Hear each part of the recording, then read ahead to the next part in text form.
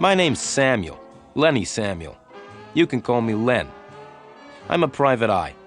A private eye is a private detective, a detective who will work for anyone who will pay him. I'm not a policeman. I work on my own as a private eye. My office is on the west side of Los Angeles, on the 4th floor of a high building. There are only 2 rooms in my office, the outer room and the inner room. The outer room is the waiting room. There are 4 chairs in the waiting room, although there are never 4 people waiting to see me. In fact, there is usually no one at all waiting to see me. In the inner room, there's a cheap wooden desk.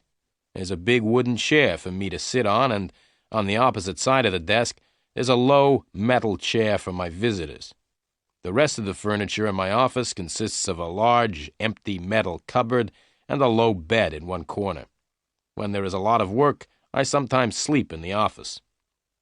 The notice outside my door says, L. Samuel, Private Detective. That's me.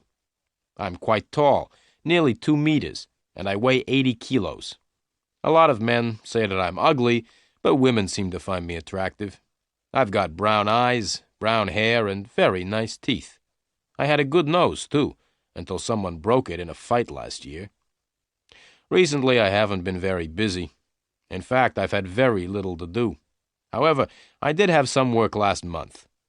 It all started late one afternoon when I was sitting in my office. I had just finished cutting my nails and I was about to clean them. Suddenly, I heard someone walk into the outer room. I always leave the door of the outer room open in case anyone wants to come in and see me. When I heard the footsteps in the outer room, I wasn't very surprised. I thought that someone had made a mistake and come into the wrong office. It was probably someone looking for the doctor next door. But a moment later, there was a very quiet knock on the door of the inner room. "Come in," I shouted, and put away the scissors I had been cutting my nails with. The door opened, and in walked one of the most beautiful women I had ever seen. She was about 18 years old, with blue eyes and long blonde hair. She was wearing a smart green coat and had a big brown handbag over her shoulder. "Excuse me," said the girl. "I'm looking for Mr. Samuel." "I'm Samuel," I said with a quick smile. "Come in and sit down." The girl didn't smile back at me. "No, I won't sit down," she said. "Well, if you won't sit down, at least come in and close the door," I replied. The girl came in, walked over, and put her handbag on my desk. "Now," I said, "what can I do for you?" "I need help," said the girl slowly, "but I don't know if you will be able to help me. Are you a real private detective?" "Of course I am," I replied angrily. "Didn't you see the notice on the office door? It says L. Samuel, Private Detective. I'm Samuel. I'm a private eye." "All right, Mr. Samuel," the girl said coldly. "There's no need to get angry. I have a little job for you." "Right," I said quickly. "What do you want me to do?" "It's very simple, really," the girl replied. "I want you to find my sister. She has disappeared." The picture sequence from the cinema has finished. You can look at it once more if you want. "I see," I said. "Your sister has disappeared. Have you reported her disappearance to the police?" The blonde girl shook her head. She looked very nervous and was starting to cry. "No, I haven't told the police," she said. "I don't want any trouble with the police. I just want you to help find my sister." She took a small pink handkerchief out of her handbag and dried her eyes. "All right," I said. "Tell me all about your sister." "Her name is Elaine Garfield," said the girl. "And what's your name?" I interrupted. Helen Garfield," she replied. "My sister disappeared a week ago. We had arranged to have dinner together last Monday night, but she didn't come." "Perhaps your sister didn't come because she doesn't like the food you cook," I suggested. "Don't try to be funny. I flew all the way from New York to see her last Monday," she said angrily. "Oh, so you don't live in Los Angeles, then?" I said. "No," she replied quickly. "I live in New York. I flew right across America to see my sister, but when I got here, I discovered that she had disappeared."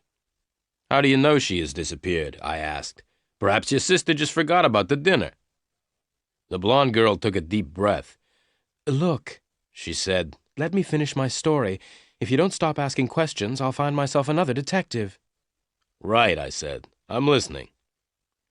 I waited for my sister last Monday evening in my hotel, said the girl. But she didn't come. I telephoned her, but there was no answer. So the next morning I went to the office where she worked. At her office, they said that she had been to work the day before, on the Monday. They also told me that she'd left suddenly, in the middle of the afternoon, without telling anyone. After that, I went round to her flat, but there was no one there. The girl stopped for a minute, and then continued. Mr. Samuel, she said, I'm very worried about my sister. It's not usual for her to disappear suddenly like this. I'm sure that she's in danger, and I want you to find her. All right, I said. It may be easy or it may be difficult, but I'll find her. But first, tell me why you've waited 3 days before coming to me. That's none of your business, the girl said. Okay, I replied. Your sister's name is Elaine Garfield. What does she look like? Oh, that's easy, Helen Garfield replied. She looks like me. We're twins. Now, Mr. Samuel, how much money do you charge? $50 a day, I said. Very well, Mr. Samuel, said the girl, but $50 a day is a lot of money. I hope that you will work hard for it. Oh, yes, I replied with a smile. I'll work very hard. Now give me the address of your sister's flat and the name of the office where she works. I'll start work at once. The blonde girl wrote the addresses on a piece of paper and gave me the paper. One more thing, I said. Can you give me your address, too? That won't be necessary, she replied as she picked up her handbag. I'll come and see you again tomorrow afternoon at 5 o'clock. Goodbye, Mr. Samuel. Without waiting for an answer, the girl turned around and walked out of the office. As I watched her walk out of my office, I smiled to myself. This is better than cleaning my nails, I thought. Then I began my work. The picture sequence from the cinema has finished. You can look at it once more if you want. After the blonde girl had left my office, I looked at the 2 addresses which she had written on the piece of paper. The first was Elaine Garfield, apartment 716, Manson Building, Sunset Place. The second address was Meyer and Meyer, attorneys, Title Insurance Building. Putting the paper in my pocket, I got up and walked towards the door. Then I stopped and went back to my desk. I opened the top left-hand drawer and took out my gun, a .38 Smith & Wesson. Then I put the gun back in the drawer. I decided that it was safer to leave it behind. It's easy to get shot if you're carrying a gun. I ran down the stairs, all 4 floors, and out into the street. My old gray Chrysler was outside, so I jumped in and drove off fast, towards Sunset Place. The Manson Building was a tall, ugly block of apartments. I parked the Chrysler outside and walked towards the big glass front doors. "Hey, mister," a voice said. I continued walking. "Hey, mister," said the voice again. "You can't leave your car there." I stopped and turned around. A man in a gray uniform was standing by the Chrysler. "Hey, mister," the man repeated. "You can't park your car here." "Why not?" I asked. "Because only people who live in the Manson Building can park here," he replied. "So," I said, "how do you know that I don't live in the Manson Building?" "Because I'm the porter," the man replied. "I work in the entrance of the building and let people in and out of the door. I know everybody here." "Right," I said. "Then please let me in." The porter and I walked up to the big glass front doors, and he let me in. "Who do you want to see?" the porter asked. "Miss Elaine Garfield," I said. "She lives in apartment 716. "I'm sorry," the porter replied. "Miss Garfield is out." "When did she go out?" I asked, trying not to look interested. "Mind your own business," said the porter. "I'm not going to tell you, and I'm not going to let you go up to Miss Garfield's apartment when she's not there." "Why don't you go for a walk?" I said to the porter, and put $5 in his hand. I gave the porter the money to make him go away. The porter shook his head. "No," he said. I gave the porter $5 more. "Now go for a long walk," I said. The porter went out into the street, and I went up to apartment 716, Miss Elaine Garfield's apartment. The picture sequence from the cinema has finished. You can look at it once more if you want. I rang the bell beside the door of apartment 716 and waited. There was no answer. I rang again, but there was still no answer. Then I took a small, square piece of plastic out of my pocket. I looked around. I was alone. I pushed the piece of plastic into the space between the door and the door frame and moved the plastic up and down. In a minute, the door opened, and I went into the flat. I stood still and listened. There was silence. I switched on the light and looked around. It was a modern apartment. I was standing in the living room. Through an open door on my left, I could see the bedroom, which was very neat and tidy. I looked in the wardrobe. It was almost empty. That's funny, I thought. People who disappear don't usually take most of their clothes with them. They only take their clothes if they've been planning their disappearance for a long time.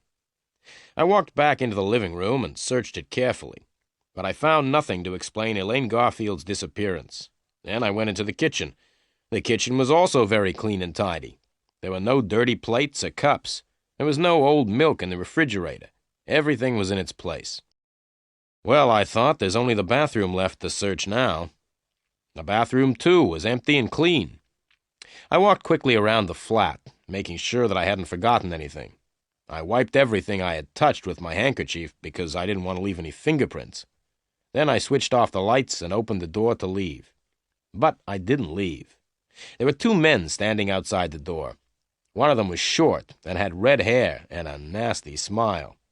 The other was quite tall and was wearing a hat pulled down over his face. The one with the hat was holding a gun, and the gun was pointing at me. I tried to close the door, but the red-haired man put his foot out to stop the door closing. I let go of the door. The door opened, and both the men came in. The one with the hat was in front, and he was still carrying the gun. "Hold your hands up in the air," said the man with the gun. Then he turned to the red-haired man. "See if he's got a gun on him, Joe." Joe, the red-haired man, came over towards me. I waited. When Joe was between me and the man with the gun, I jumped. I jumped forward and caught Joe around the neck. I held him in front of me. The man with the gun couldn't shoot because he would hit his friend.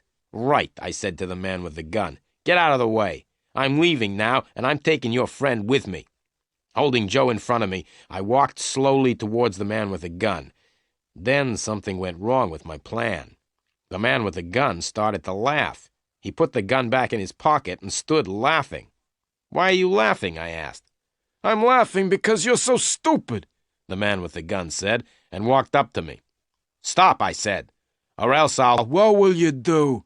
asked the man with the gun. "You can't do anything. I'm the one with the gun." As he said this, the man leant forward.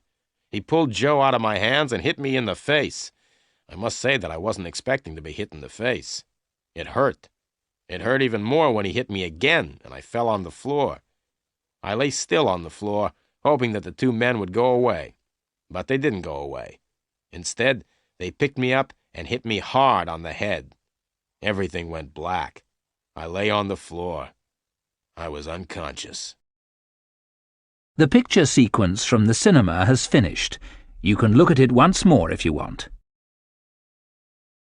I woke up with a terrible pain in my head. I was lying on the floor outside the front door of Miss Elaine Garfield's apartment. I looked around.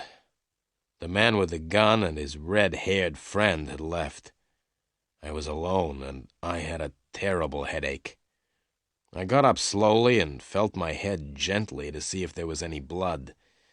There wasn't any blood, but my head was still very painful. I decided to go back to the office and go to bed. There was no sign of the porter at the entrance to the Manson building. I walked out of the door and across to the old gray Chrysler. I drove slowly back to the office. The telephone was ringing when I arrived at the office. I went in quickly and answered it. "Samuel speaking."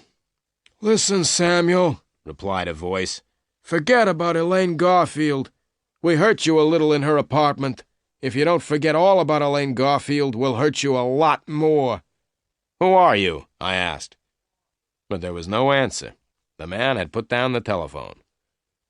I decided to do what the man had told me. I would forget all about Elaine Garfield for 10 hours. After a good night's sleep, I would look for Elaine Garfield.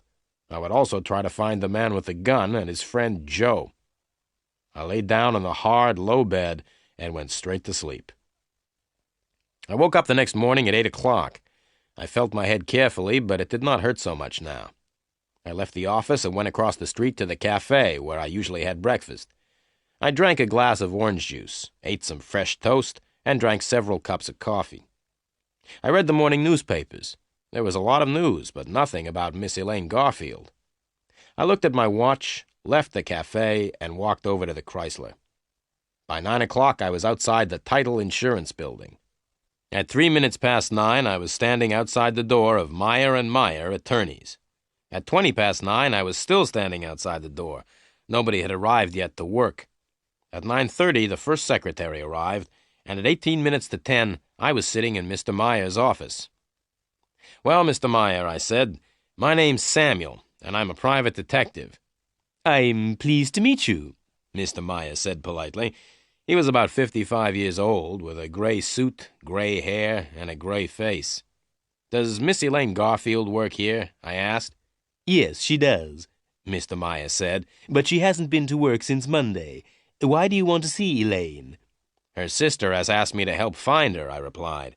"Can you think of anything Elaine said or did which could explain her disappearance?" Mr. Meyer scratched his head. "No," he said, "I'm afraid I can't help you." "Who did Elaine work with?" I asked. Mr. Meyer looked at me. "Why do you say, 'Who did Elaine work with?' and not, 'Who does Elaine work with?' Elaine's not dead, is she?" he asked. I looked straight back at Mr. Meyer. "I don't know if Elaine is dead or not," I said. "Would you be very sad if she was dead?" "Yes, of course I would be sad," Mr. Meyer replied angrily. "Are you trying to suggest that I know where Elaine is?" I smiled. "Now, don't get excited, Mr. Meyer," I said. "Can you tell me the name of anyone who works with Elaine? Anyone who shares a desk with her or works in the same room?" "Yes," Mr. Meyer said. "That's easy. Elaine shares a room with Susie Graham." I got up. "Thank you very much, Mr. Meyer," I said. "Where is Susie Graham's office, please?" "It's along the corridor," said Mr. Meyer. "The third door on the left." I thanked Mr. Meyer again and walked to the door. "Oh, Mr. Samuel," Mr. Meyer said, "I'm sorry that I got angry, but you understand that I don't want—" "Yes, I understand," I interrupted. "You don't want dirty private detectives in your nice, clean office." I walked out of Mr. Meyer's office and banged the door behind me. I walked slowly down the corridor and knocked on the third door on the left. "Come in," said a voice. So I went into the room. "Are you Susie Graham?" I asked. "Yes," said the girl sitting at the desk. "I'm Susie." I smiled at her. Susie was the kind of girl everyone smiled at. She was small and slim and had a pair of beautiful brown eyes. "What can I do to help you?" Susie asked. I smiled again. "I'd like to ask you some questions, Miss Graham." "Don't call me Miss Graham," the girl said. "You can call me Susie." "Well, Susie," I said, "I would like to ask you some questions about a friend of yours. Her name is Elaine Garfield." Susie stopped smiling. "Yes, all right," she said, "but I don't want to talk about Elaine here in the office." "Right," I replied. "I'll tell you what we'll do. We'll go out and find a cafe. I'll buy you a cup of coffee, and you can tell me about Elaine. All right?" Susie cheered up and looked much happier. "I'd like to have a cup of coffee," she said, "but Mr. Meyer might get angry if I leave the office." "Don't worry about Mr. Meyer," I said with a big smile. "Mr. Meyer and I are great friends." The picture sequence from the cinema has finished. You can look at it once more if you want. Susie put on her coat, and we left the office together. We found a little cafe just opposite the Title Insurance Building. In the cafe, I told Susie why I was asking questions about Elaine Garfield. "Elaine's twin sister, Helen, thinks that Elaine has disappeared, and she has asked me to find Elaine," I said. "Helen told me that she came to Meyer & Meyer last Tuesday. She was told that Elaine had left work suddenly last Monday afternoon. Is that right?" Susie nodded. "At least part of it's right," she said. "Elaine was at work last Monday, and she hurried off in the middle of the afternoon." Susie stopped for a minute, and then she continued. "But I don't remember seeing Elaine's sister Helen on Tuesday. In fact, I didn't even know that Elaine had a sister." "Elaine's sister lives in New York," I explained. Now, can you remember last Monday afternoon? Did Elaine give any reason for leaving suddenly? Oh, yes, Susie said. Elaine said that she wasn't feeling well and was going to lie down. Did Elaine receive any visitors or phone calls last Monday afternoon? I asked. No, I don't think so, said Susie. No, wait a minute, I think... Yes, Elaine did receive a phone call just before she left. I smiled. I don't suppose that by chance you might have heard any of the telephone conversation. Certainly not, Susie replied. I don't listen to other people's phone calls. Can you think of any reason why Elaine disappeared? I asked. No, Susie replied. Elaine was always very friendly with everyone, and she didn't seem to have any troubles. Did Elaine have any special friends? Any men or women she talked about a lot? I asked. No, not really, Susie replied. Elaine and I used to be quite friendly, and we went out dancing together a lot, but recently we haven't been out together at all. I understand, I said, though I really didn't understand anything at all. Can you remember the last time you went out together? Can you remember the place you went to? Oh, that's easy, Susie said quickly. We went to the Las Cabanas Club. We always went there. It was about a month ago. We had an argument there, and we haven't gone out together since. What was the argument about? I asked. It was after midnight, Susie explained, and I wanted to go home, but Elaine said she wanted to stay a bit longer. She said that she had met a wonderful man and didn't want to leave. I said I was going home, and I left Elaine in the club. After that evening, one thing led to another. What do you mean? I asked. One thing led to another. Susie smiled. I often spoke to Elaine about the man she had met. Elaine thought he was wonderful. I told her that he was no good at all. What did Elaine say when you told her that? I asked with interest. She became very angry, replied Susie. We haven't been out dancing together since then. I paid for the coffee. You've been very helpful, Susie, I said, and I've only got one more question. Can you remember the name of the man Elaine Garfield met at Las Cabanas? Benny Greep, Susie said. That's his name, Benny Greep. Thank you very much indeed, Susie, I said with a smile. You've been a great help. Not at all, Susie said, and looked at me with her beautiful big brown eyes. If there's anything else I can do for you, just ask. I looked straight into her eyes. What are you doing tonight? I asked. I'll be at home watching television, Susie replied. My boyfriend's a boxer, and he's fighting in a match on television tonight. Goodbye, Susie, I said, and watched her as she walked back across the street to the title insurance building. Her boyfriend was a boxer. That was just my luck. The picture sequence from the cinema has finished. You can look at it once more if you want. I looked at my watch. It was nearly 11 o'clock. I went back into the cafe and asked if I could look at the telephone book. I turned to L and ran my finger down the outside of the page. Soon I found the name I was looking for, Las Cabanas. I looked more closely. The address was Las Cabanas, 232 Golden Drive, telephone 323-0313. I left the cafe and walked over to where I had parked the Chrysler. It wasn't time for lunch yet, so I decided to go and see what Las Cabanas was like. It took me nearly 20 minutes to drive there, and another 10 minutes to find somewhere to park. Have you ever seen a nightclub in the daytime? It's a very depressing sight. At night, the nightclub seems wonderful. However, at 11:45 in the morning, it looks old, empty, and dirty. The man I met at Las Cabanas looked old, empty, and dirty, too. I rang the bell for 5 minutes before he answered the door. Even then, he didn't open the door itself. Instead, he opened a small window in the door. "What do you want?" he asked. "The club doesn't open until 10 o'clock tonight." "I'm looking for someone," I said. "Someone called Benny Greep." "I don't know anyone called Benny Greep," the man replied, and started to shut the window. "Wait a minute," I said, and pushed $5 through the window. "That's better," the man said, and he opened the door and let me in. I followed him across the dance floor. The man was a cleaner. He picked up a brush and began to clean the floor. "Do you know where I can find Benny Greep?" I asked the man again.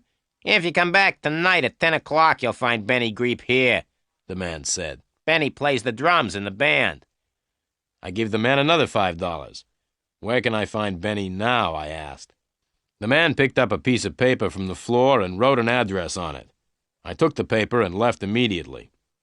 As I drove the gray Chrysler away from Las Cabanas, I looked at the address the cleaner had written. 5314 Arvita Street, West Los Angeles.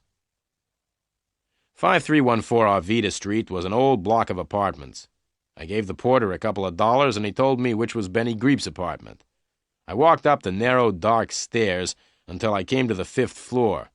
I was looking for apartment 507. I knocked on the door of apartment 507 and waited. There was no answer, so I rang the bell. No answer. I knocked again, hard. There was still no answer. I pushed against the door, and it opened easily. I waited. There was no sound from the apartment, so I went in. The light was on, and the curtains were drawn. The apartment was very small. There was one main room, which was used as the living room, dining room, and bedroom. The room had 2 doors. One of the doors led into the kitchen, and the other into the bathroom. The main room was very untidy. The table was covered with dirty plates and glasses, and there was a full ashtray lying on the floor. There was a strange smell in the room. I looked into the kitchen. The kitchen was also dirty and untidy. I walked across to the bathroom and opened the door. Benny Greep was in the bath. His left hand was hanging over the side of the bath. The hand had neatly cut nails, and there was a gold ring on one finger. The wrist was covered by a shirt sleeve, which was rather dirty. I couldn't see the rest of the arm because it was under the water. Benny Greep's head was just out of the water. He had a handsome face and quite long black hair. His eyes were wide open. The only other parts of his body out of the water were his feet, but I couldn't see his toes because he still had his shoes and socks on. The bath water was red. I pulled out the plug in the bath to let the water out. When the bath was empty, I looked at the dead man more closely. He had been dead for several hours. He had been shot in the chest and then pushed into the bath. I looked on the floor by the bath. There was blood there, too, and I was standing in it. I moved back and cleaned the blood off my shoes with some water. Then I quickly looked round the main room again. The dead man's coat was lying on a chair, and I felt in the pockets. I found a few dollars and a driving license. The driving license had a photograph of the dead man on it. The license belonged to Benny Greep, and the address in the license was 5314 Arvita Street, West Los Angeles. The dead man in the bath was definitely Benny Greep. The picture sequence from the cinema has finished.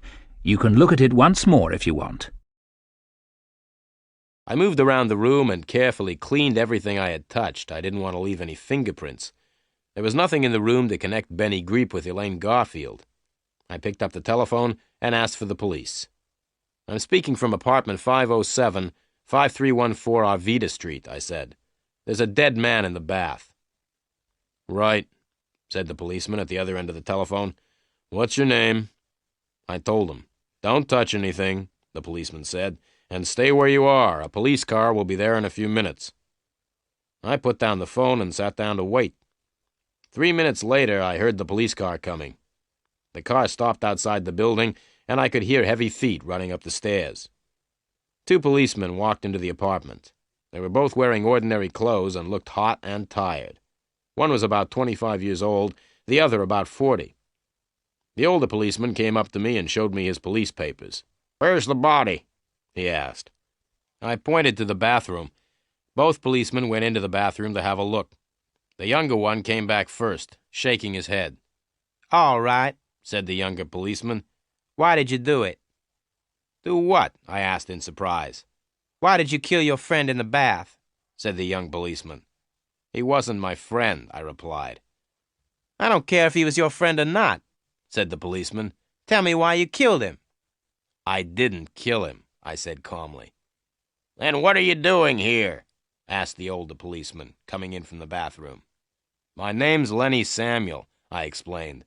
"I'm a private detective, and I came here to talk to Benny Greep. The door was open, and so I came in.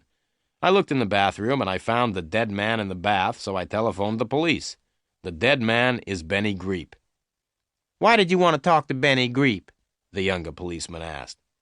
I'm sorry, I can't answer that, I replied. Who are you working for? Asked the older policeman. I'm sorry, I can't answer that either, I said. As far as I know, Benny Greep's death doesn't have anything to do with the person I'm working for. Tell me who you are working for, shouted the younger policeman angrily. Take it easy, said the older policeman to the younger one. You stay here until the other police arrive. I'm going to take Mr. Samuel down to the police station. I kept quiet and followed the older policeman out of the room and down the stairs. Outside the building, we got into my old Chrysler. The policeman drove. We were soon at the police station, where the policeman locked me in a small room. I sat down on a hard wooden chair in the locked room and tried to sleep. It was no use getting angry or upset at being arrested for murder. That is something you have to get used to if you are a private detective. It happens all the time. But I could not sleep. I was thinking about all the things which had happened since I had met Helen Garfield the day before. I couldn't sleep because several things were worrying me, but I couldn't remember what those things were. The picture sequence from the cinema has finished. You can look at it once more if you want. While I was in the police station, I remembered one of the things which was worrying me. How had Joe and his tall friend known that I was in Elaine Garfield's apartment? The porter at the Manson building must have told the two men. I decided that I would go and talk to the porter when I left the police station. I sat back in the chair and looked at my watch. The time was nearly 4 o'clock. Then I remembered that Helen Garfield was coming to my office at 5 o'clock. I would not be there to meet her. But there was something else that was worrying me. It wasn't anything important. It was quite a small thing, but I couldn't remember what it was. Suddenly the door opened and a policeman came in. "Stand up," shouted the policeman. "Follow me." I stood up and followed the policeman out of the room and along a corridor. The policeman stopped, knocked on a door, and opened it. "Are you ready to see the private detective?" asked the policeman as he put his head around the door. Without waiting for an answer, the policeman opened the door wide and pushed me into the room. The policeman came into the room and closed the door behind him. In the room, there was a man sitting behind a desk. He was completely bald. He had no hair at all. He was about 55 years old, and his name was Sergeant Murphy. Sergeant Murphy had spent all his life in the police, and he didn't like private detectives. Sergeant Murphy sat looking at me. He looked at me for about 5 minutes without saying anything. I was standing in front of his desk, looking straight back at him. The silence didn't worry me. In fact, I quite liked it. The silence was much nicer than questions about what I'd been doing in Benny Greep's apartment. "What were you doing in Benny Greep's apartment?" asked Sergeant Murphy suddenly. "I wanted to talk to him," I replied. "Why did you kill Benny Greep?" shouted Sergeant Murphy suddenly. "I didn't kill him," I replied, and I told Sergeant Murphy the same story that I had told the policeman in Benny Greep's apartment. "I don't believe a word of what you've told me," said the sergeant. "Who are you working for?" "I'm sorry," I replied. "I can't tell you who I'm working for. As far as I know, Benny Greep's death has nothing to do with me or with the person I'm working for." I stopped and looked at the sergeant. I knew that what I had just said wasn't true. In fact, I thought Benny Greep's death was connected with Elaine Garfield's disappearance, but I couldn't tell the police. Helen Garfield had said that she didn't want the police to know about her sister's disappearance. Sergeant Murphy looked me straight in the eyes. "I hate all private detectives," he said slowly. "And you are the private detective that I hate the most. I don't think you're telling me the truth. I think you're hiding things from me. I think you know more about Benny Greep's death than you say you do. And you are going to tell me all you know. Now!" "I've already told you all I know," I replied quietly. Sergeant Murphy's face went red. The red color went up until it covered all of his bald head. "Don't try to play games with me!" he shouted. "Now get out!" "Can I go home now?" I asked. "No," said Sergeant Murphy. The sergeant told the policeman at the door to take me back to the small room and lock me up again. I went with the policeman and didn't argue. I don't like arguing with policemen. When I was alone in the room again, I sat down. I tried to remember the other thing that had been worrying me earlier. Someone had said something important, but I could not remember what it was. The picture sequence from the cinema has finished. You can look at it once more if you want. I looked at my watch. It was 5:30. I was still at the police station. I'd seen Sergeant Murphy once more during the afternoon. It hadn't been a pleasant meeting. I hadn't told the sergeant who I was working for, and I hadn't told him why I'd wanted to talk to Benny Greep. 5:30. I wondered if Helen Garfield was waiting for me at my office. Suddenly, the door of the room opened, and Sergeant Murphy came in. "Get out," he said. "I've decided to let you go. Now go before I change my mind." I went before Sergeant Murphy changed his mind. As I got my car out of the police garage, I wondered why Sergeant Murphy had let me go. As I drove away from the police station, I noticed a small yellow car behind me. A minute later, I looked in the mirror again. The small yellow car was still behind me. I drove a little faster, and then suddenly turned right up a narrow street. At the end of the narrow street, I turned left, and then left again. Soon I was back on the main road. I looked in the mirror. The yellow car was still right behind me. So that was why Sergeant Murphy had let me go. The sergeant had ordered some policemen to follow me.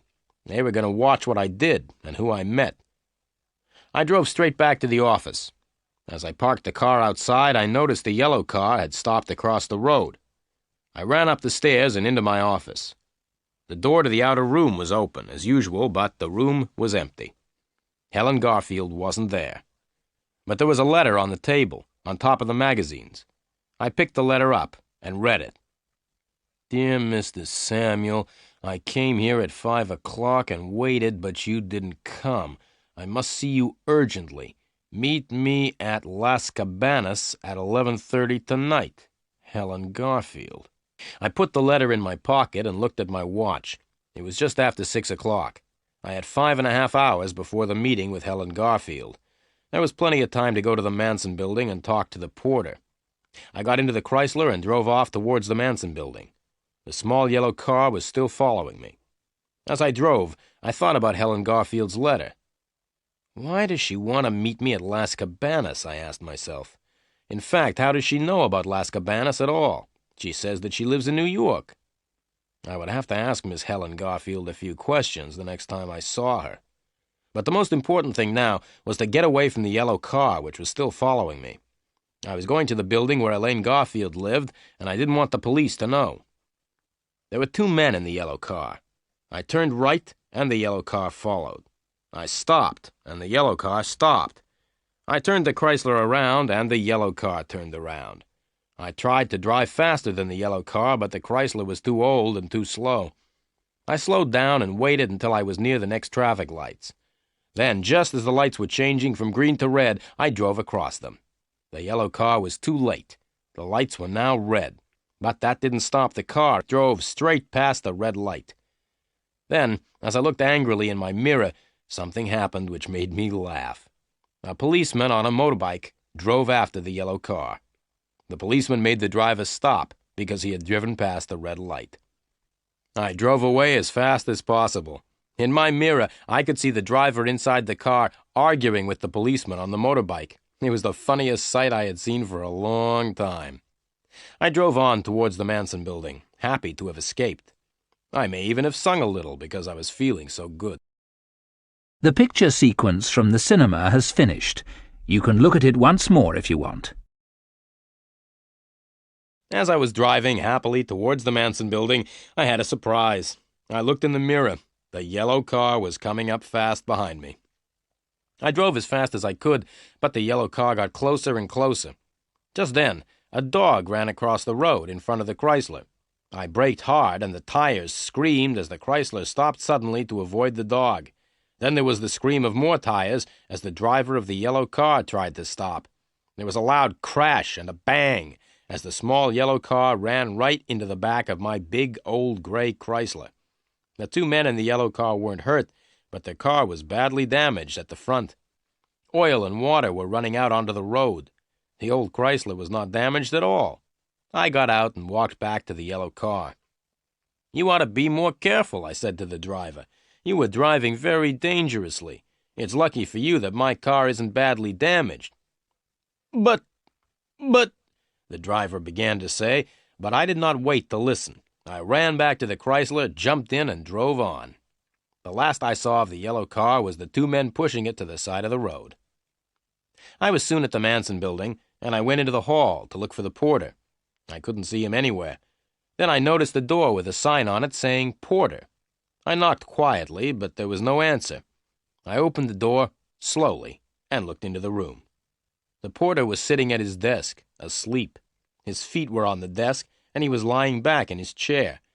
I walked quickly and quietly into the room and closed the door. I went up to the desk and noticed a piece of paper lying by the telephone. There was a telephone number written on the paper. 323-0313. Las Cabanas, I said to myself. That's the telephone number of the nightclub. Without waking the porter, I left the room. I had found out what I wanted to know. The two men who had hit me on the head had probably come from Las Cabanas. The porter must have telephoned them when I went up to Elaine Garfield's flat. I was now very interested in Las Cabanas.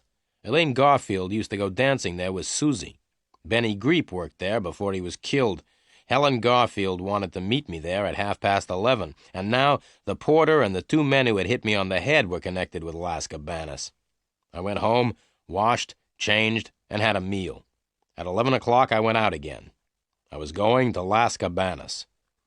There were lots of cars parked outside, and I had to leave the Chrysler quite a long way away from the nightclub. As I walked up to the entrance of Las Cabanas, it started to rain heavily. I knocked on the door, and the little window in the door opened.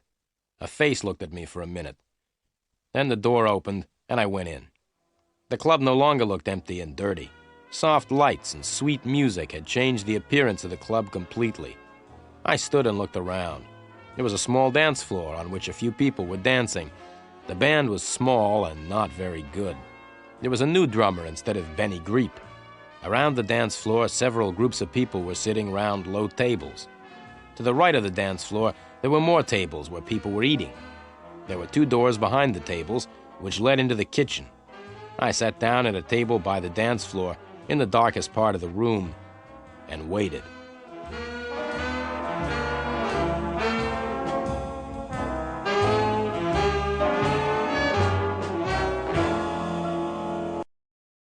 The picture sequence from the cinema has finished. You can look at it once more if you want. Exactly at 11:30, Helen Garfield came into the nightclub. She was looking as beautiful as ever, but seemed to be a little worried. Her blue eyes looked around the room until she saw me. Then, with a little smile, she walked up and sat down at the table. She sat next to me, with her back to the dance floor. She was carrying a bag which she put on the floor beside her. The smile disappeared from her face. "Where were you this afternoon, Mr. Samuel?"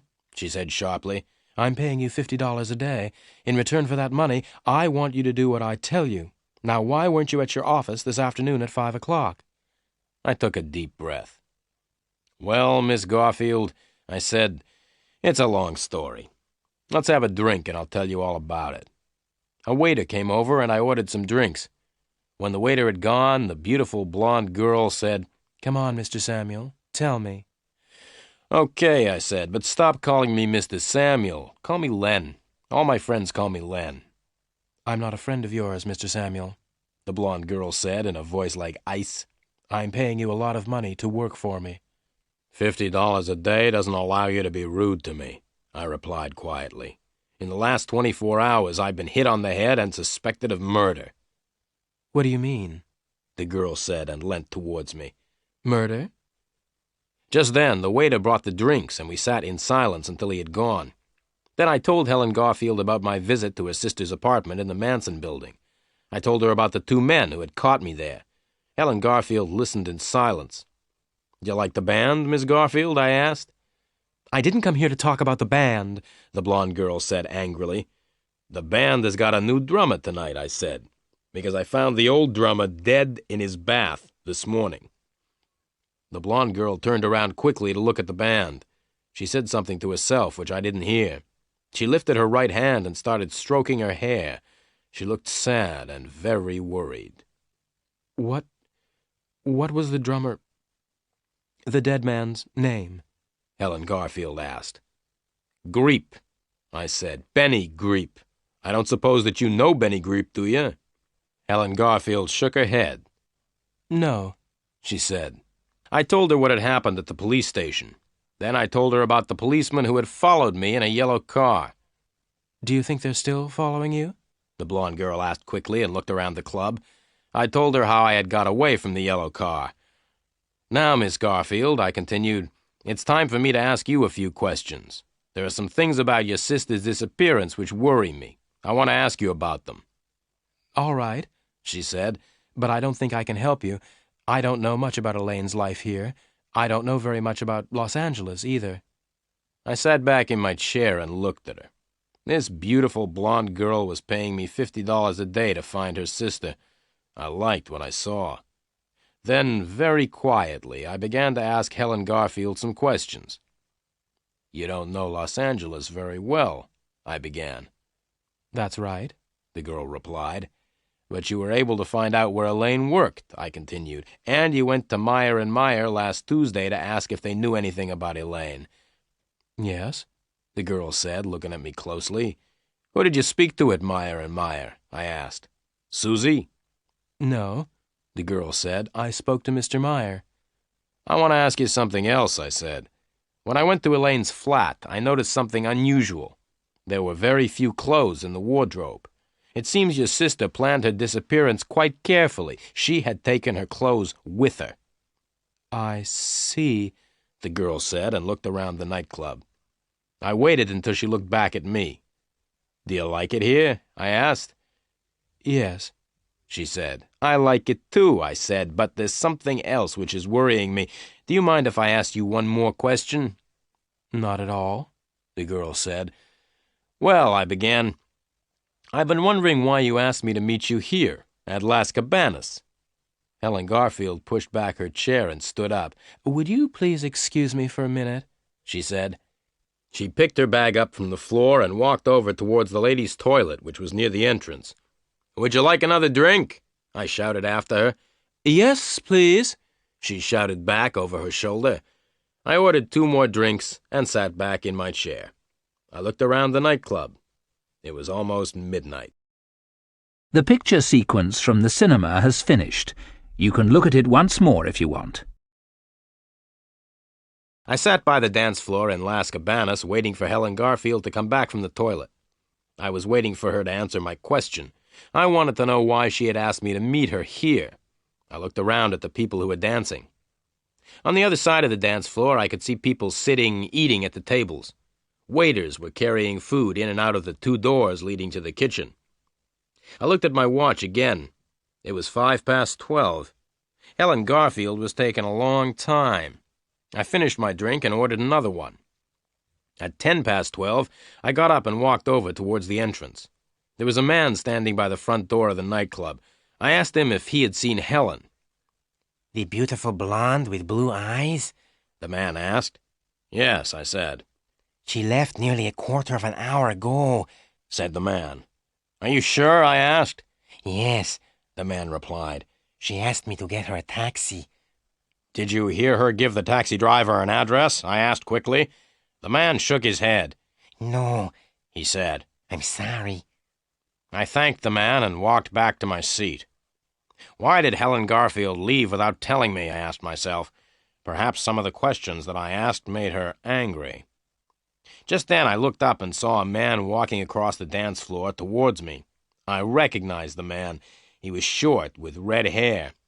He was looking at me and smiling in a rather unfriendly way. It was Joe, one of the men who had found me in Elaine Garfield's apartment.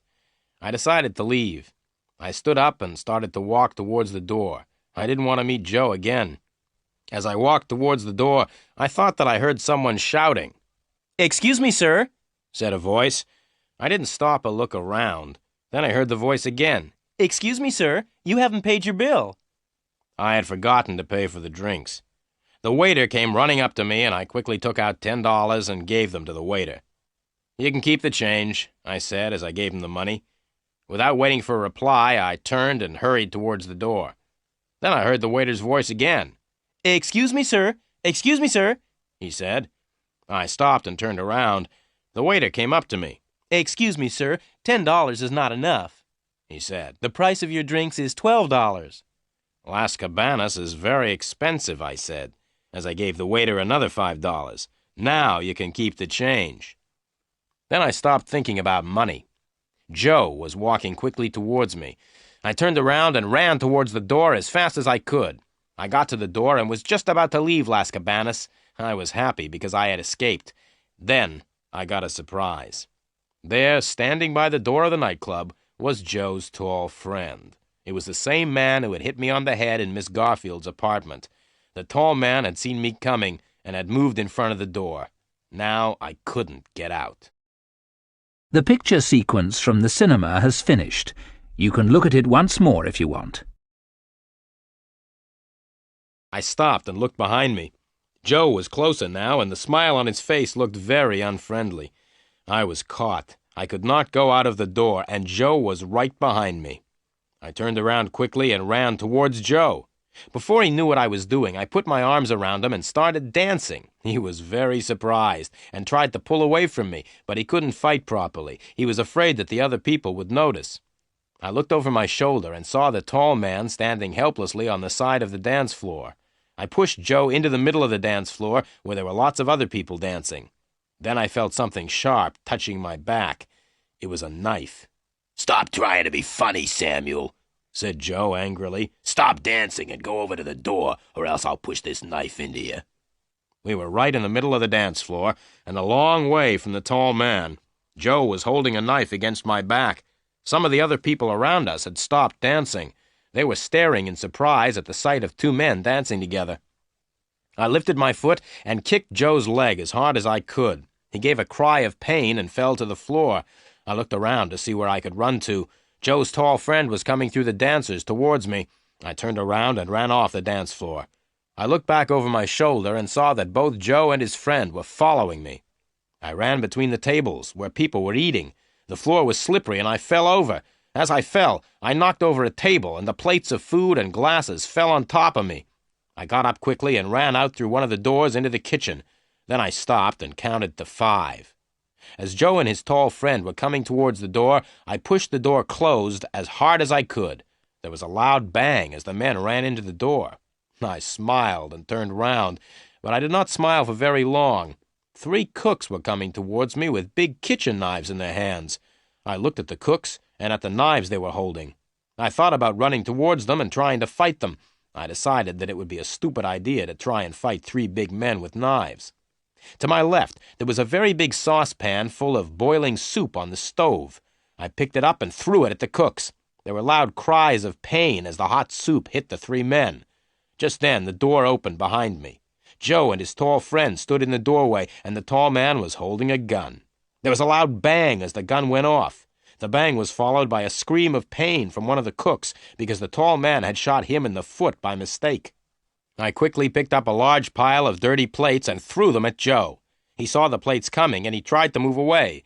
As he moved, he slipped on the floor and fell onto a pile of broken plates. Without waiting, I ran to a door at the back of the kitchen. The door was locked, and I banged against the door with my shoulder. The lock broke easily, and I pushed the door open. As I ran out into the dark street, I could still hear the shouts and cries coming from the club. I came to the Chrysler and bent over to open the door. Just then there was a noise behind me.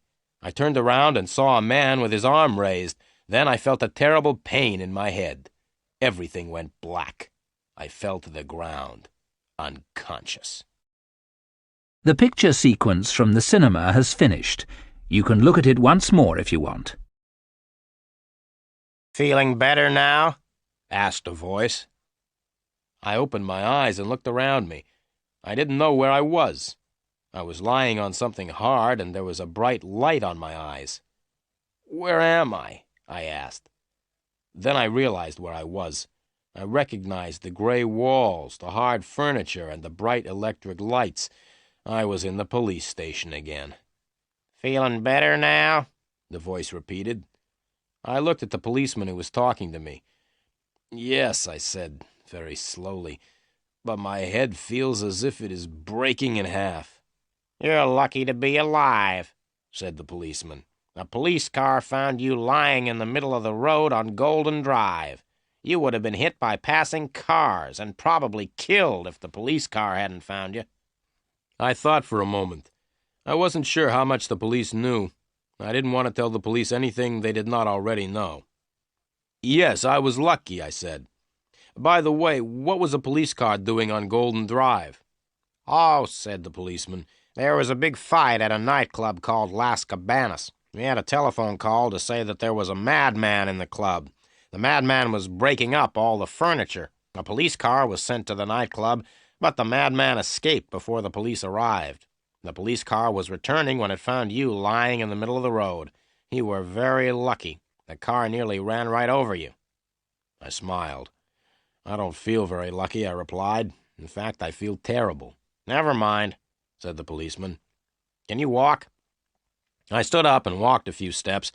My head hurt, but otherwise I felt all right. Yes, I said. I can walk. Good, the policeman said. Let's walk along the corridor, then, and have a talk with a friend of yours. We went along the corridor. The policeman stopped at a door and knocked. There was a shout from inside the room, and the policeman opened the door. I walked into the room, and the policeman followed. He shut the door and stood in front of it. There was only one desk in the room, and behind the desk was a man. He was bald. It was my old friend, Sergeant Murphy. "Hello, Sergeant Murphy," I said, trying to smile. "How are you feeling tonight?" Sergeant Murphy didn't smile back at me. "Are you trying to be funny?" he asked. "It isn't night, it's morning. You've been unconscious all night." "Oh," I said. "Now," said Sergeant Murphy, "let's begin. I want you to tell me why you were lying unconscious in the middle of Golden Drive at 12:30 last night. You were a danger to the traffic." "I thought that the traffic was a danger to me," I replied. But the sergeant didn't even smile. "I'm waiting for you to tell me what happened," said the sergeant. "Nothing much happened," I began. "I spent part of the evening at Las Cabanas and left just before midnight. I walked back to my car. Just as I was about to get into the car, someone hit me over the head. That's the last I remember. This policeman," and I pointed to the one standing by the door, "told me that I had been found in the middle of the road. Someone must have put me there." Sergeant Murphy smiled. "Yes," he said. "Someone who wanted to kill you put you in the middle of the road. Someone was hoping that a car would hit you and kill you."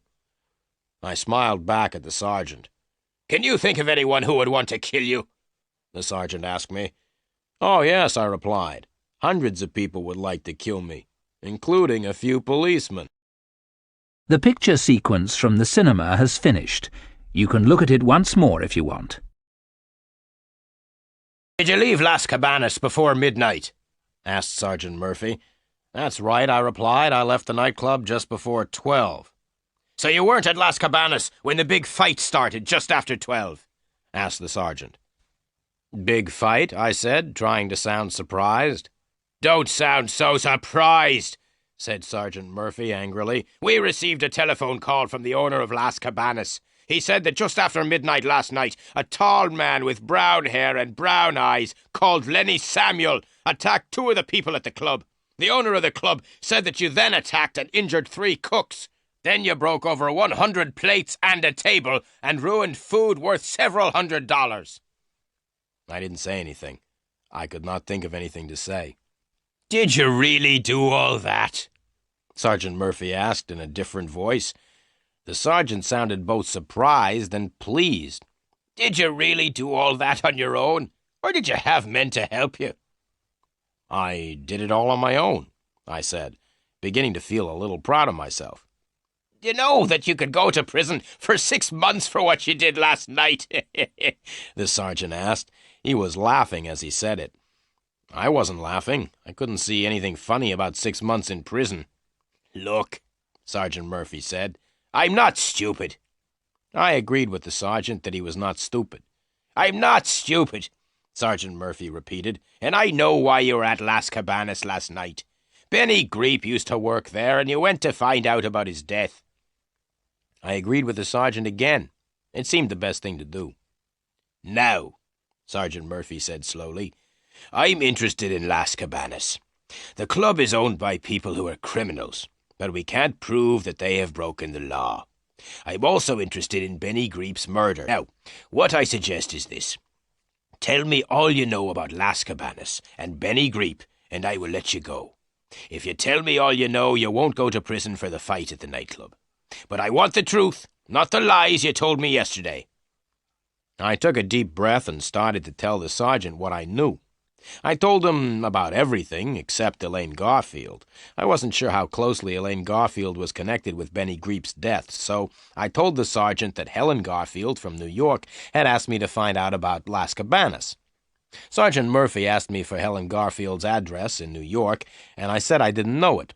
Then the sergeant asked me where Helen Garfield was staying in Los Angeles. I said I didn't know. I told Sergeant Murphy all that I knew about Benny Greep, except that the drummer had known Elaine Garfield. Then I asked him about the two men in the yellow car who had followed me. The sergeant smiled and said that the two men were policemen. Finally, I told him about the fight at Las Cabanas. Sergeant Murphy listened to everything. When I had finished my story, he looked at me in silence for a few moments. "Right, Samuel. I hope that you've told me the truth, and all the truth. If you've been telling me more lies, I'll make sure that you go to prison for 6 months because of the fight at Las Cabanas. Now you can go." I stood up. "Thank you," I said with a smile. "Sit down," he said, "and listen. You can go, but you must promise to tell me anything you find out about Las Cabanas and about Benny Greep." "I promise," I said quickly, and stood up. "Wait a minute," said Sergeant Murphy. "I've one more thing to tell you. I'm going to telephone the New York police. I'm going to ask them to find out all they can about Helen Garfield. If the police in New York discover that you've told me lies about Helen Garfield, you will be in very serious trouble." I told the sergeant not to worry and thanked him very much. I left the police station feeling very happy because Sergeant Murphy had let me go. I called a taxi and went out to Golden Drive to get the Chrysler. The picture sequence from the cinema has finished. You can look at it once more if you want. I drove the Chrysler back to the office and walked up the stairs. The office looked just the same. There were no letters for me. I went down to the cafe and had a late breakfast. As I drank my coffee, I thought about some of the things Helen Garfield had told me at Las Cabanas before the fight. I decided to check one of the things immediately and walked over to the telephone. I opened the telephone book and looked under M until I found the telephone number of Meyer and Meyer. I picked up the telephone and dialed the number. "Meyer and Meyer, good morning," said a voice which I recognized. "Can I help you?" "Hello, Susie," I said. "This is Len Samuel. Do you remember me?" "Of course I remember you," said Susie. "Did your boyfriend win his boxing match on television?" I asked. "No," Susie replied, "and anyway, he's not my boyfriend anymore." "Really?" I said happily, thinking that perhaps I could ask Susie to go for a drink with me. "Yes," Susie said. "The boxer had a fight with my new boyfriend outside my house last night." "And who won?" I asked. "My new boyfriend," replied Susie. "Oh," I said sadly, "and what does your new boyfriend do?" "My new boyfriend's a weightlifter. He lifts big weights in competitions." I was about to say goodbye. Then I remembered that I had not telephoned to speak to Susie. I wanted to speak to her boss, Mr. Meyer. "Can I speak to Mr. Meyer, please, Susie?" I asked. "Right," Susie said. "I'll put you through to Mr. Meyer. Goodbye." There was a pause, and then I heard Mr. Meyer's voice. "Hello, Meyer speaking." "Good morning, Mr. Meyer," I said in a deep voice. I had put my handkerchief over the telephone so that Mr. Meyer would not know my voice. "This is the police," I said. "Sergeant Murphy speaking." I pretended to be Sergeant Murphy so that Mr. Meyer would answer my questions. "Good morning," said Mr. Meyer. "What do you want to ask me about?" "It's about a girl who works for you," I said. "Her name is Elaine Garfield. She has disappeared, and we are trying to find her. Elaine's sister, Helen, came to see you last Tuesday, didn't she?" "No," said Mr. Meyer. "Elaine's sister didn't come to see me last Tuesday. I didn't know that Elaine had a sister until a private detective told me. He said that Elaine's sister was called Helen." The telephone line was very bad, and it was difficult for me to hear what Mr. Meyer was saying. "What did you say?" I asked. "I said that Elaine's sister was called Helen," replied Mr. Meyer. The names are very similar, aren't they? Thank you very much, Mr. Meyer, I said, and put the telephone down. Mr. Meyer was right. The names Helen and Elaine were very similar. Elaine Garfield had disappeared, and so far I was the only person who had met Helen Garfield. I left the cafe and walked back up to my office. As I climbed the stairs, I could hear my telephone ringing. I didn't hurry. I walked slowly along the corridor into my office and answered the telephone. "Is that Samuel?" the voice said. I recognized the voice at once. It was Joe. "Yes," I said, "this is Len Samuel." "Listen, Samuel," Joe said. "We want Elaine Garfield, and we think you know where she is. We are coming to your office to see you. Wait for us. Don't go out." "But I started, but it was too late. Joe had put the telephone down. I sat down at my desk sadly. Now what's going to happen, I thought. Joe and his friend will come to see me. They'll ask me if I know where Elaine Garfield is, but I don't know where she is. I wonder if they will believe me when I tell them. The telephone rang again. I picked it up. "Hello," I said. "Hello, Samuel," said a familiar voice. "Hello, Sergeant Murphy," I replied, trying to sound pleased. "We've just telephoned New York," the sergeant said angrily, "and the New York police were very helpful. The New York police told us that there is no such person as Helen Garfield. Helen Garfield does not exist. There is no one living in New York called Helen Garfield. You were lying when you told me that you were working for Helen Garfield." "But," I started. "Now listen," the sergeant interrupted. "I am sending a police car round to your office. I want to see you. Wait for the police car. Don't go out." The sergeant put down the telephone, and I sat back in my chair. I was worried. What would happen now? Joe was coming to see me, and so was a policeman. I tried to think of what I would say to them both.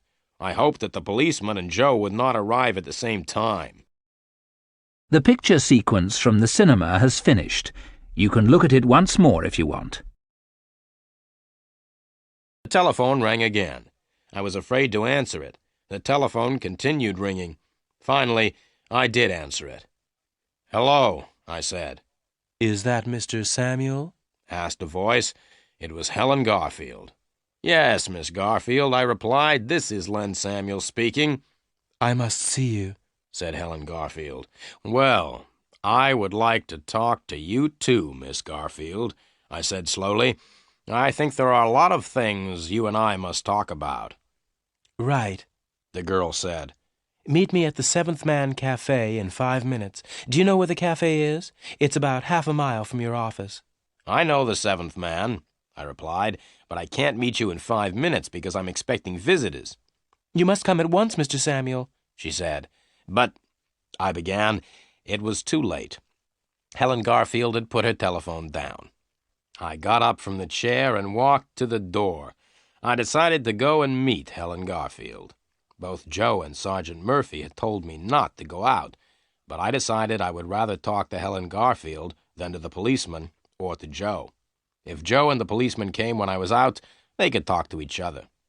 I left the building and drove the Chrysler down the road. I was very lucky because I was able to park right outside the Seventh Man. I walked into the cafe. Helen Garfield was sitting at a table in the corner. I walked over and sat down beside her. I asked the waiter for a cup of coffee. I drank the coffee without saying anything. Then I put the cup down and looked at the beautiful blonde girl sitting beside me. "Miss Garfield," I said, "you are a very beautiful girl, but I think you are a liar. I think that everything you've said to me has been lies. I don't think you've ever told me the truth." The blonde girl's face slowly became red. She looked straight at me. "Mr. Samuel," she said, "I'm paying you a lot of money to work for me. I asked you to find my sister. I didn't ask you to call me a liar." "Well, Miss Garfield, I think I have found Elaine Garfield. Would you like me to tell you where she is?" "Yes," the blonde girl said. "Where is Elaine?" "She's here in this cafe," I said. "Elaine Garfield is sitting next to me. You are Elaine Garfield. Helen Garfield doesn't exist. You pretended to be Helen Garfield, but there really never was any such person. The police in New York say that Helen Garfield doesn't exist," I went on. Helen Garfield and Elaine Garfield are the same person. You are Elaine Garfield, and you pretended to be Helen." The blonde girl stood up angrily. "How much money do you want, Mr. Samuel? You are no longer working for me," she shouted. "Sit down," I said quietly. The blonde girl did not sit down, so I pulled her down beside me. "Now listen, Miss Garfield," I said firmly. "You are going to tell me all about yourself and why you came to see me. I want to know all about Benny Greep and Las Cabanas. I want to know why you disappeared." "I won't tell you anything," she said. "Oh, yes, you will tell me everything," I replied. "You'll tell me everything, or else I'll take you straight to the police. You see, the police are looking for me at this moment. The police think that I may have killed Benny Greep," I continued. "The police know that I had a fight at Las Cabanas last night. A red-haired man and his tall friend are also chasing me. They are the two men who started the fight at Las Cabanas. They will try to kill me if I don't tell them where you are. So you see, Miss Garfield, I think you had better tell me everything. I'm the only person who can help you." The blonde girl sat in silence for a minute. Then she began to cry. "All right," she said. "I'll tell you everything. I am Elaine Garfield." The picture sequence from the cinema has finished. You can look at I looked at the blonde girl. "So, you agree that you're really Elaine Garfield and not Helen," I said quietly. "Now tell me about Benny Greep." The girl took a deep breath. "Susie Graham and I used to go out dancing together a lot," said Elaine. "We often went to Las Cabanas. One night when we were there, I met a wonderful man called Benny. Benny was the drummer in the band. I liked him very much and went to the nightclub very often to see Benny. We became very good friends." The girl stopped again and took out her handkerchief. "Go on," I said quietly. "I used to go to Las Cabanas to see Benny nearly every night. But it was difficult for us to talk to each other," the girl continued. "Why was it difficult for you and Benny to talk to each other?" I asked. "Because Benny was the drummer in the band, of course," Elaine Garfield replied. "We couldn't talk to each other very much, because he was playing with the band most of the evening." "I understand," I said, and ordered 2 more coffees. "So I spent a lot of time in Las Cabanas watching Benny play the drums," the girl said. "and I also watched everything else which happened in the nightclub." "What did you see?" I asked. "I didn't notice anything unusual at first," the girl replied, "but after a few nights I noticed that the same people always came to the club at the same time." "Which people?" I asked. "There was a red-haired man, a tall man who never took off his hat, and 1 or 2 others," said Elaine Garfield. "Yes," I said, "I think I have met 2 of them. They were the men who hit me on the head in the Manson building." "Anyway," the girl continued, "one night I asked Benny why these men came to the club every night. Benny told me not to ask questions, so I watched the men more carefully afterwards and noticed that they always arrived with bags. But when the men left, they weren't carrying bags." "What did you do then?" I asked. "I asked Benny about the men again," she said. "Benny said that there were a lot of strange things happening at Las Cabanas and that it was dangerous to ask questions." The waiter brought the coffees, and Elaine waited until he had gone. "One night," she continued, "one of the men was sitting at the table next to me. He was talking to some other men, and he opened the bag that he was carrying. I was sitting quite close, and I could see into the bag. The bag was full of diamonds and jewelry." "Really?" I said, and drank my coffee. "I told Benny about the bag of jewelry later on in the evening," continued Elaine. "Benny was very excited at the news. He told me that he had known for a long time that criminals used Las Cabanas. They used the club as a place to buy and sell stolen things.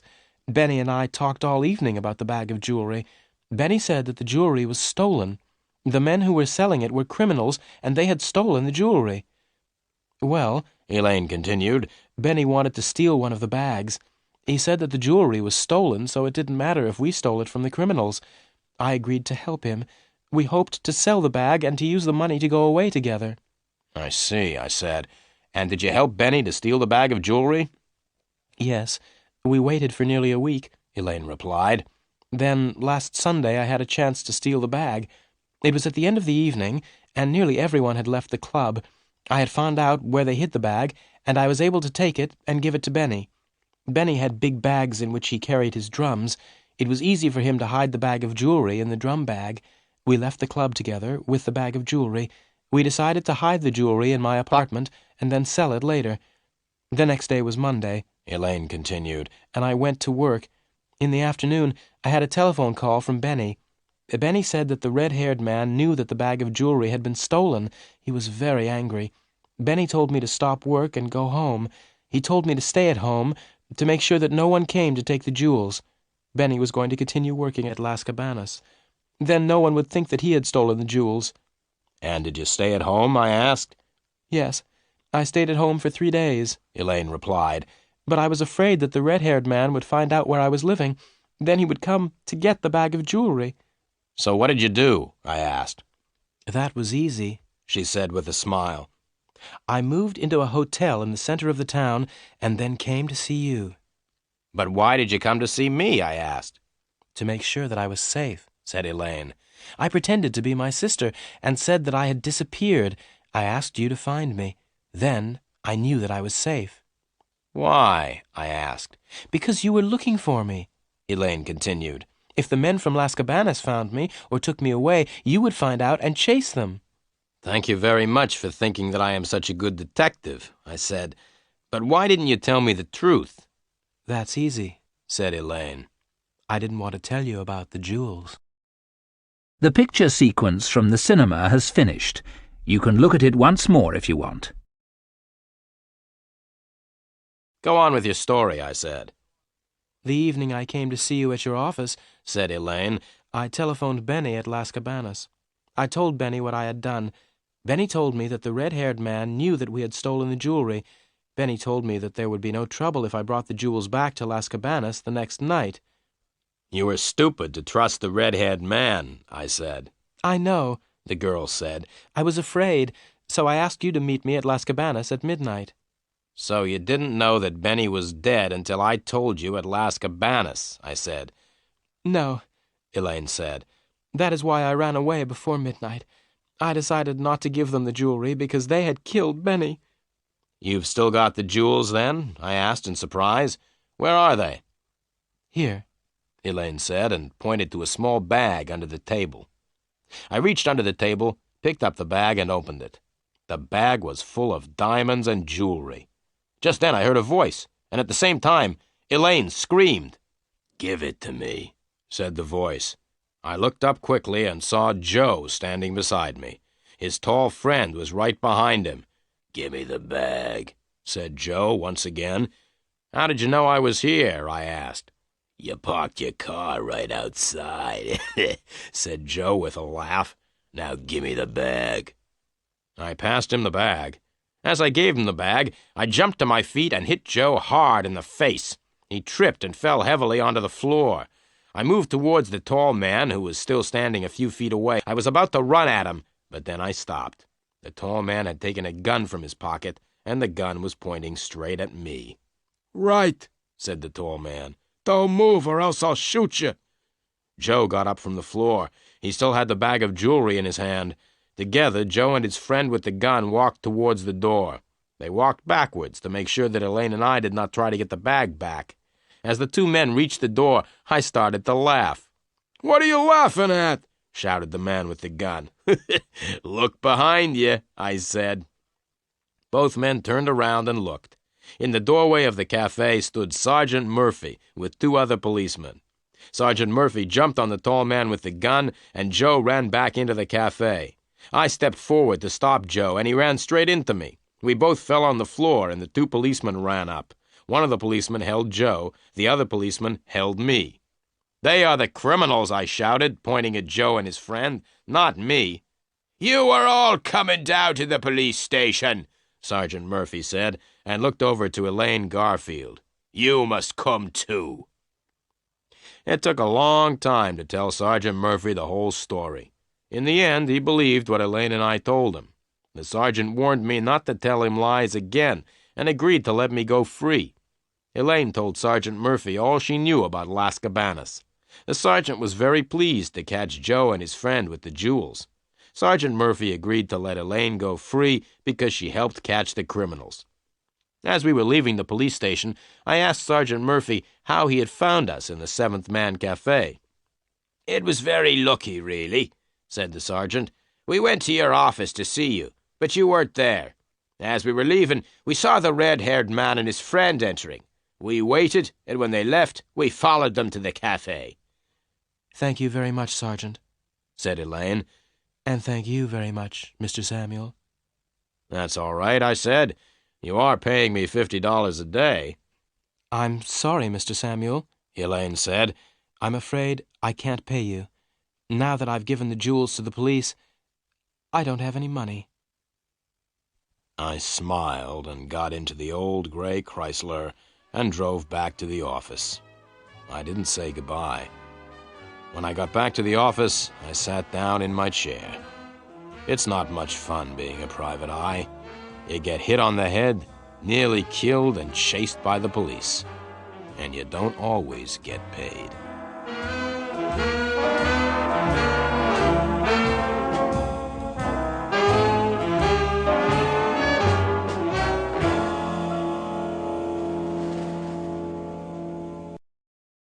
The picture sequence from the cinema has finished. You can look at it once more if you want.